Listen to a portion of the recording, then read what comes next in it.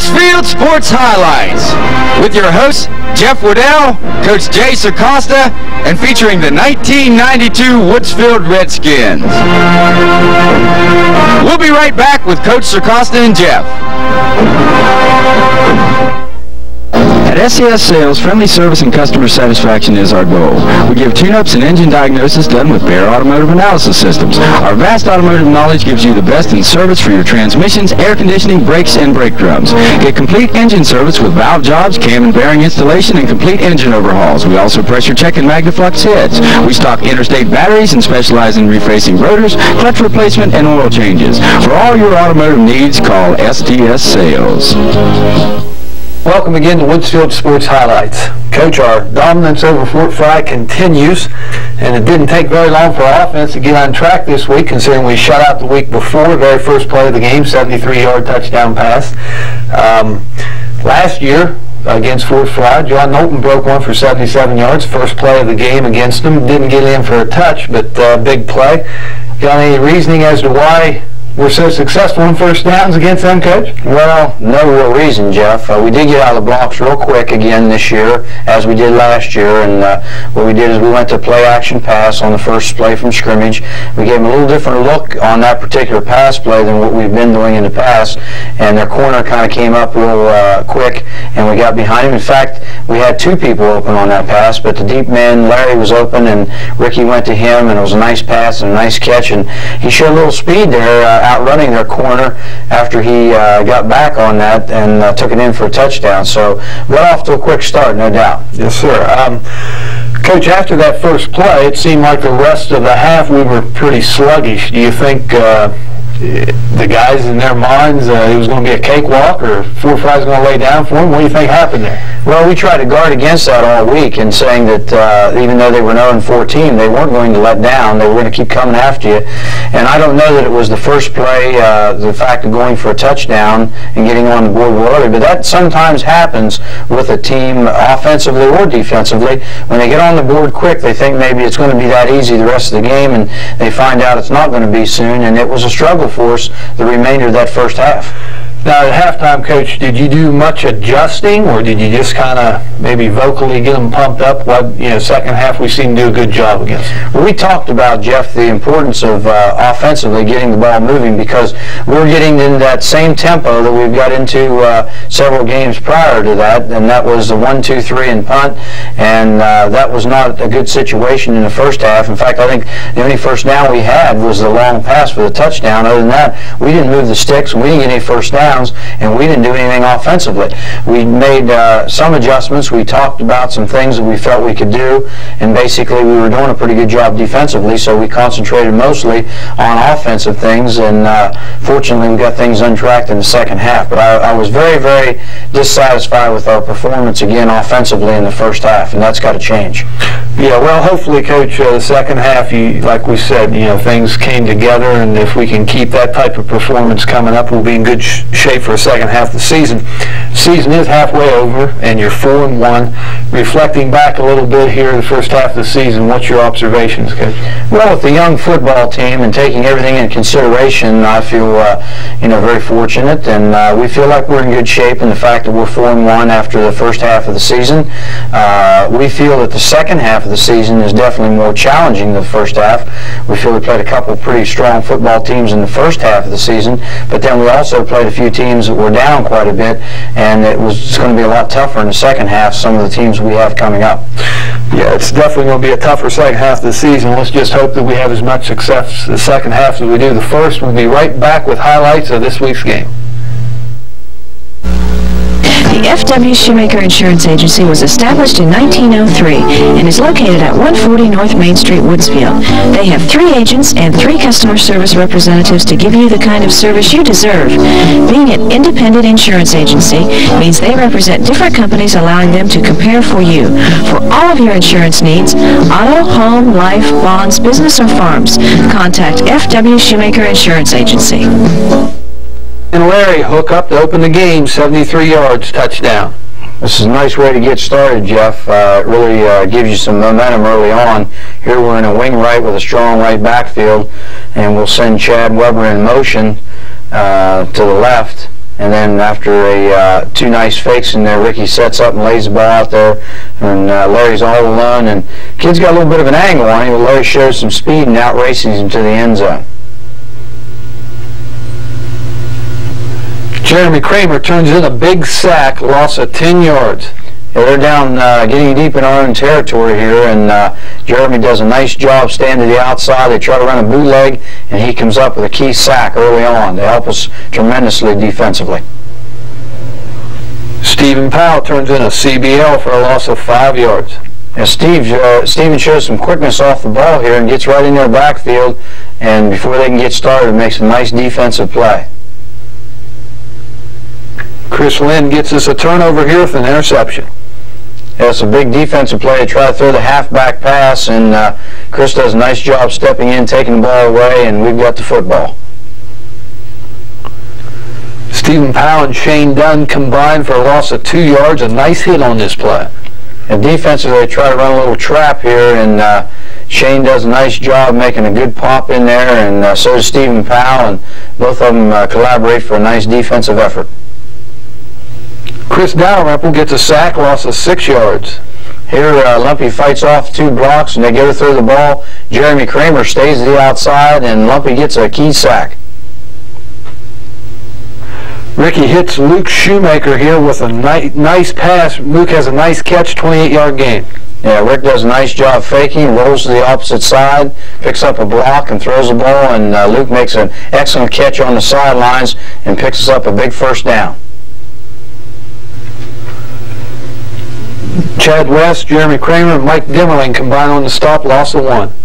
I was real pleased with our defensive front people and the aggressiveness they showed this week, and there's an example of that inside.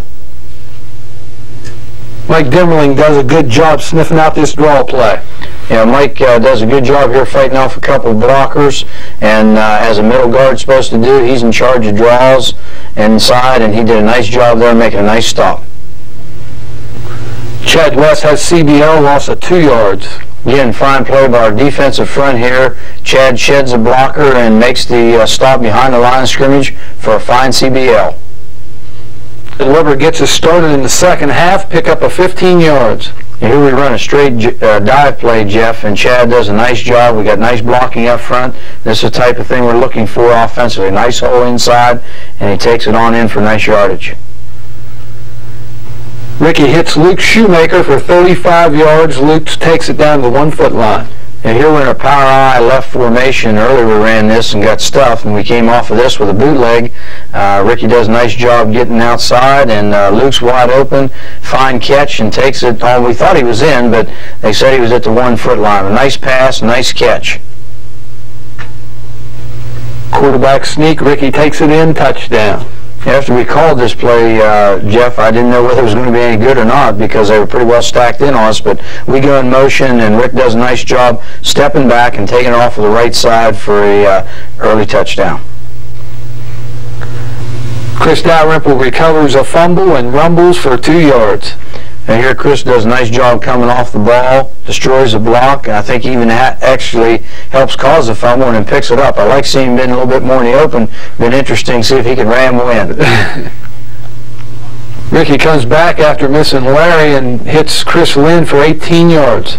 Yeah, on the play before we had the underneath man open out of a different formation, and here we're out of a slot right eye, and as you'll see, Chris Lynn runs a crossing route underneath, and Ricky picks him up this time, and he does a nice job moving, faking inside and outside, and getting it down to about the 2-yard line. Dustin Robson follows that up with a 3-yard touchdown. A nice fake inside here by Shane Dunn as you watch him dive into the line, and then we pull it out on the belly and give to Dustin Robson, and he cuts back inside and takes it on in for 6. Ricky follows that up with a 2-point conversion try to Chris Lynn. Yeah, nice decision on Rick's part. Larry's covered on the inside slant move, so he dumps the ball out to Chris in the flat, and he takes it in for the 2-point conversion. Chad Weber steps in with an interception of his own. And here they go to the air, and we do a nice job in the secondary. We're getting some heat on the quarterback. Chad steps in, makes a nice interception, and Joe Kress makes a nice tackle there on Chad, too. Dustin Robinson picks up 14 yards.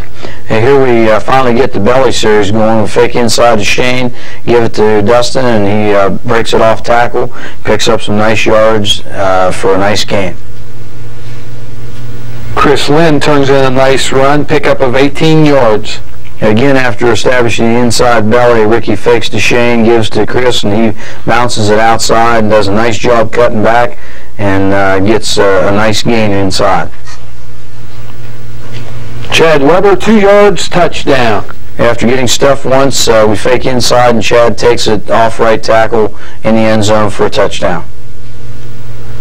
Jeremy Kramer turns this play inside. Jason Pyatt's there for a 2-yard loss. And Jeremy's playing this defensive end better and better each week. He does a nice job pursuing, staying the outside, and Jason's coming from a defensive tackle position to make the stop.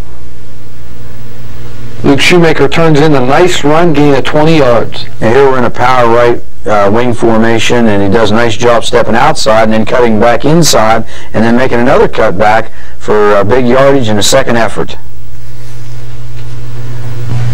We'll be right back with Mike Demmerling and Luke Shoemaker. Swiss Lands Realty lists acreage, commercial properties, and homes.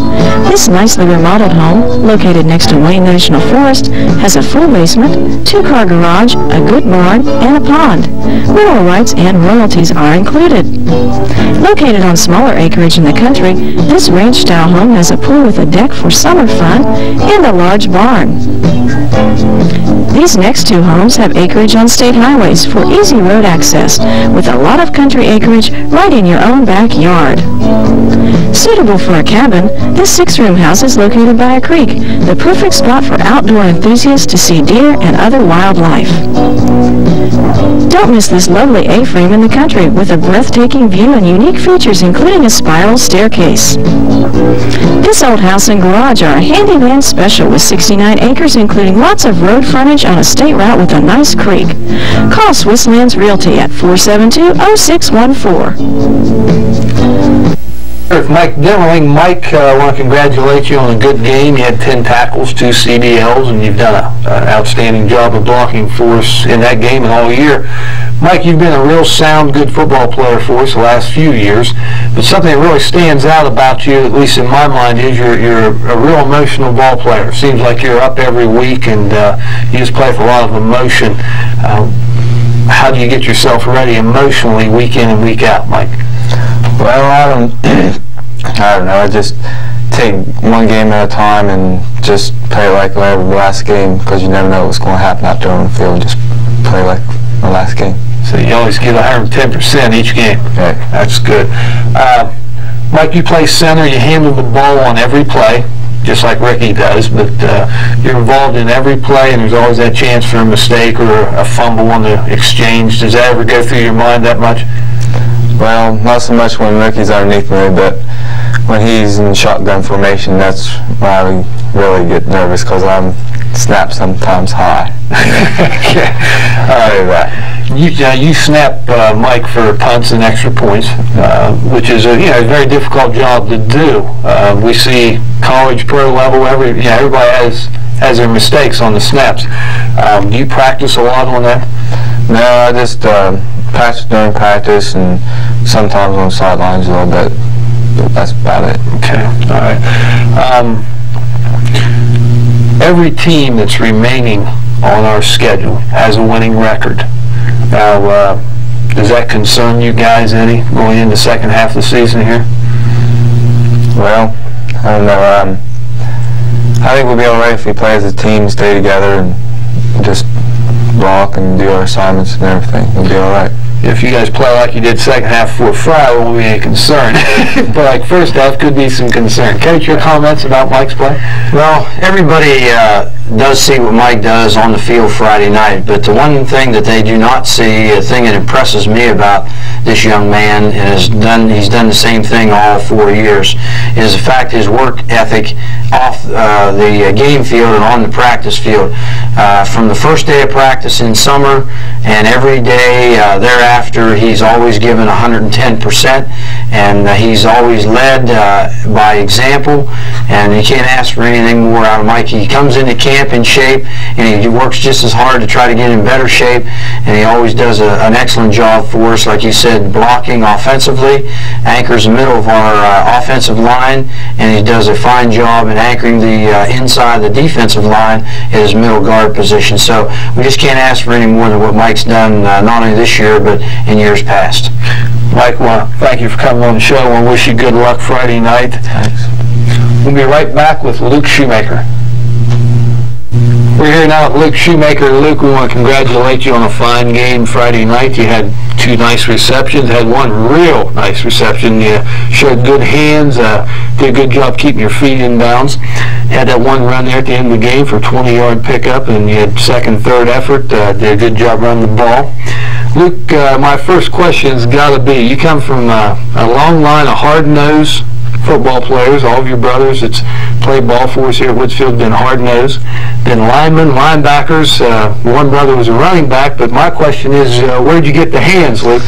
I don't know. None of my brothers have been receivers, but my brother always fought. He had good hands as a receiver when he played for Woodsfield. And my brother Greg, he catch passes too.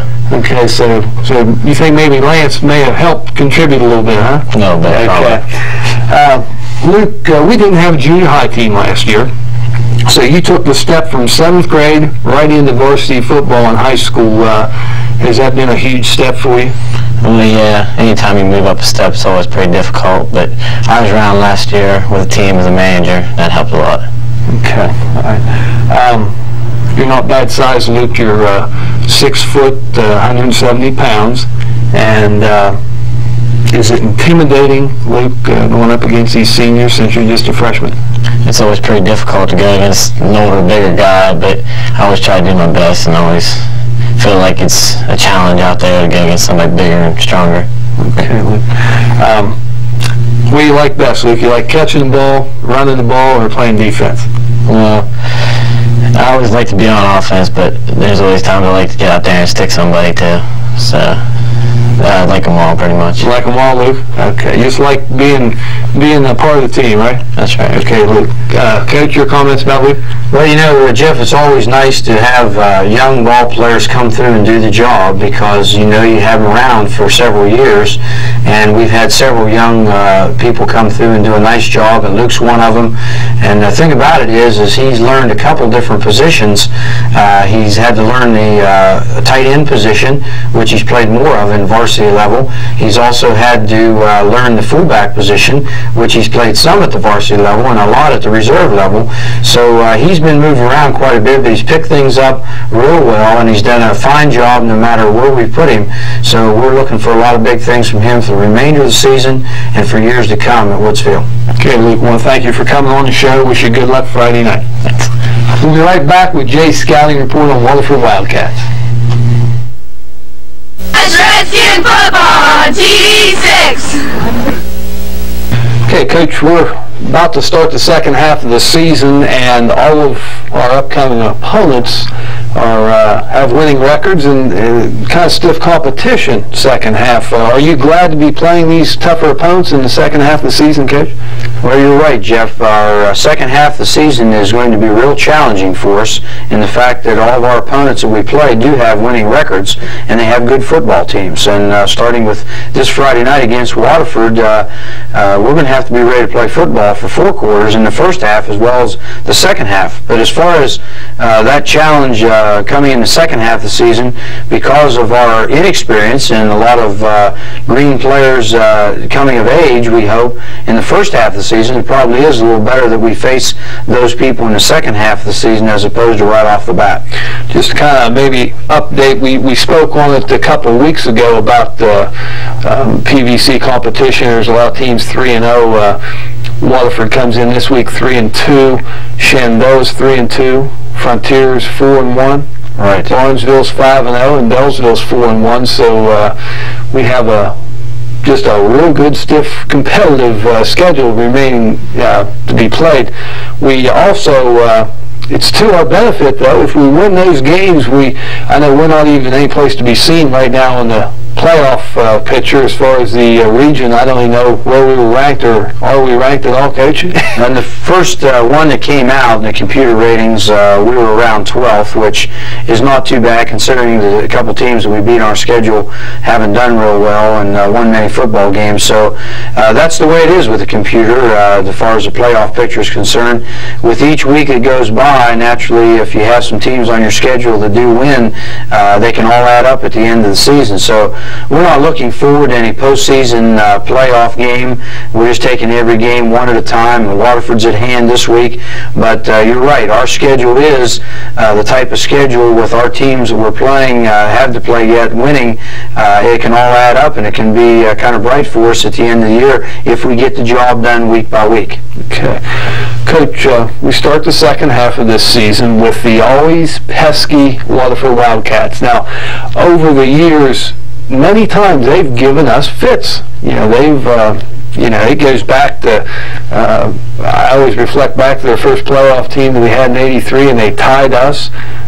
Even before then, they always kind of gave us some problems, but even since then, they've given us problems. We were just talking just a minute ago, just a couple years ago, 9-1 season, 2 years ago, score was what was the score? 15-0. 15-0, and you were telling me it was 0-0. We had somebody picked up a fumble and ran it in for a touchdown, give us our first score, and then we had to work real hard to get the second one in, and that was it for the night. So we had a little more difficulty with them in a year we were 9-1 than what a lot of people expected. Well, last year, we kind of, we had a little problem with them last year, didn't we? We couldn't put them away, Jeff. Even though we won by a margin of points, they just kept coming back, and I think pesky's a good word to use because year in and year out they've been just exactly that. They haven't had a lot of good won and loss records over the years. They've had a few, but they've always been tough in terms of coming at you and keep coming at you and so forth. And I think for a while they were probably a little tougher when we played them down there. That wasn't the best atmosphere to play. We played some afternoon games down there. It was kind of hard to get into it. But it seems like now it doesn't make any difference whether it's home or away. They always are there, and they always come at you pretty strong. Any answer as to why they play us tough like they do? Well, I think Waterford, like any other team that plays us, whether it's at their place or whether they come to Woodsfield, with the success we've had over the past years, everyone likes to shoot and point towards Woodsfield, and of course, if they knock Woodsfield off, they have something to boast of, and I think that probably gives them a little extra incentive in the role of a spoiler. But I don't look for anything different this year than we've looked for in past years, and just like that 2 years ago when they came up here. So we'll have to be ready to play. Okay, Coach. Right now, as far as who they've played and who they've beat, you want to elaborate on that a little bit, Coach? Yeah, so far to date, Jeff, they're 3-2. They started out the season with 3 wins. As you see, the first game they opened up against Eastern and they won 24-6. Came back the second game against Southern and won 27-0. They got their second shutout and their third win of the season against Ridgewood with a 14-0 shutout. And then the last 2 weeks they've stumbled a little bit. They lost to Shenandoah 12-0, and this past week they lost to Bellsville 26-12. Bellsville had them down 26-0. They returned the kickoff for a touchdown, onside kick, and then came back and scored again. So they made it kind of interesting there for a while. But to date they're 3-2, and with 3 opening wins and then 2 losses in the last 2 weeks. So I'm sure they're looking to get back on track this week. Okay, Coach. Speaking of, you said they returned that kickoff and different things. What's their main weapons? How do they score their points? What do we need to be leery of? Well, we're going to have to do a good job on special teams because they do an excellent job of that. The young man that returned the kickoff against Bellsville for a touchdown has made a habit of doing that over the past 2 or 3 years. He's a senior, and that's Eric Mccutchen. He's their tailback, but he also returns punts and kickoffs, and he can create a lot of excitement there in that position. So we're going to have to try to keep the ball away from him, but they do a nice job on special teams, and that'll be a key for us to make sure that we shut them down. And McCutchen, you spoke of Didn't he have a decent game against us last year? Didn't he gain a good bit of yards? Yes, he did. He's a real hard-nosed, aggressive young man. He won't be brought down by an arm tackle. You have to wrap him up and stick him pretty good to get him down. He's not a real big football player, but he's got plays with a lot of heart and a lot of enthusiasm, so we'll have to try to contain him. Okay, I'll bring this into the offense, Coach. What do you expect to see from him this week? Well, we're going to look at somewhat what we did this past week against Fort Frye. In their offense is a pro-I set. At least that's not the only formation they run out of, but they like to run out of this pro set with a tight end here in their flanker and a split end to the opposite side. They like to run out of the I backfield, but they'll also run out of split backs where they'll move one of these backs over here and bring the other one over here. And they have a sophomore quarterback in Tyson Powers. This is his first year out for football this year, and he's done an excellent job for him. He has a very nice arm. The one thing that impressed us about him is he can also scramble. He doesn't go down real easy. We've seen a couple, 3 different ball games where he's took some hits, and he just keeps on going. And then their fullback, Rob Smith, senior, is a very hard inside runner, but their best runner on offense is Eric Mccutchen. He's their most experienced ball player. He's a senior. He's a real hard-nosed kid, and he's number 22, and he'll run the ball both inside on traps, and he'll run the ball outside on sweeps. Against Ridgewood, we saw him go to the right, hit about 2 or 3 times, and can make a cut back to the left and go all the way for a touchdown. So we'll have to stop these 2 young men on the running game, and we'll have to put some heat on their quarterback, Tyson Powers. He likes to throw to these 2 wide receivers, their flanker and their split end. Not necessarily real deep routes, but he likes to throw the quick out and then try to get you to come up and then go with a deep route. So we'll have to put pressure on him and shut down those people in the passing game. Okay, Coach, let's move over to the other side of the ball. On the defensive side, what do you expect to see?